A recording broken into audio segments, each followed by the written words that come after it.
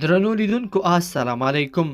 طالبان وایي د کابل ښار په 18مه حوزه کې د داعش یوه لویه ځاله له منځه ویوړله.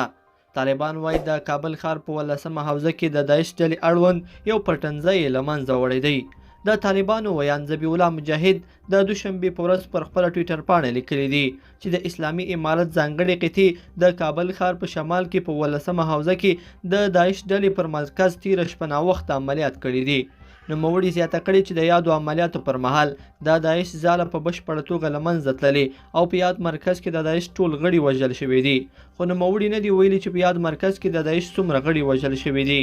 پر همدې مهال یو شمېر عیني شاهدانو ویلي چې د داعش پر غړو د طالبانو دغه عملیات په سرک بوستان سیمه کې شوي. د دوی په وینا چې نښتې څه باندې یو ساعت دوام لاره او دواړو لورو سپکې او درندې وسلې کارولې. د عیني شاهدانو د معلوماتو په اساس د نښتې په سیمه کې څو چاودنو غږونه هم اورېدل شوي چې له امله یې څو کورونو اور هم اخیستی دی. تر دا مهاله په دغه پیښه کې ملکي مرګ ژوبله په اړه معلومات نه دي ورکړل شوي. دا په داسې حال کې ده چې تېره ورځ د کابل عیدګاه جومات دروازه کې چاودنې یو شمېر کسانو ته مرګ ژوبله واړوله، خو طالبانو نه دي ویلي چې د تېرې شپې عملیات له یادې چاودنې سره تړاو لري او که نه. د تېرې اګست میاشتې په وروستیو کې د کابل پر هوایي ډګر ته د چاودنې وروسته چې د 13 امریکایي سرتېرو په ګډون څه باندې 180 ملکي افغانان پکې وژل شول.